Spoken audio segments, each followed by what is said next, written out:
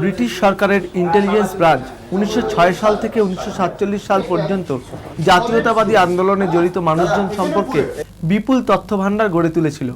State আর্কাইভসের হাতে সম্প্রতি সেসব তুলে দিয়েছে কলকাতা পুলিশের ইন্টেলিজেন্স ব্রাঞ্চ। আইবির সংগ্রহে রয়েছে কাঁচের নেগেটিভে ধরা চিঠির প্রতিলিপি। সে সময় বিপ্লবীদের বহু চিঠি মাঝপথে আটকে ছবি তুলে রাখতেন ব্রিটিশ গোয়েন্দারা। এই সমস্ত আটক করা চিঠি ছাড়াও রয়েছে লিফলেট ও ছবির অ্যালবাম। রয়েছে রাজদ্রোহিতার মামলায় আটকদের ফটো।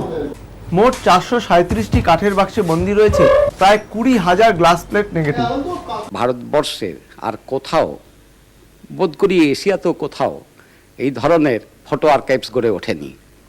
এবং ইতিমধ্যেই আমি যে জাতীয় অভিলেখাগার ন্যাশনাল আর্কাইভস তাদের কর্মকর্তাদের সঙ্গে যোগাযোগ করেছি। তারা অভিভূত এই ব্যাপারে এবং এই সম্পর্কে তারা বোধহয় আগ্রহী। এবং আমাদের যেটা আশা হচ্ছে যে আমরা একটা স্কিম করে কেন্দ্রীয় স্তর থেকেও সাহায্য নিতে পারবো, যাতে করে ফুল ফ্লেজেড মিউজিয়াম করা যেতে পারে। সাধারণের জন্য এই সংগ্রহশালা কবে খুলে দেওয়া হবে তা এখনো ঠিক হয়নি। প্রশান্ত দের রিপোর্ট, খবর এখন।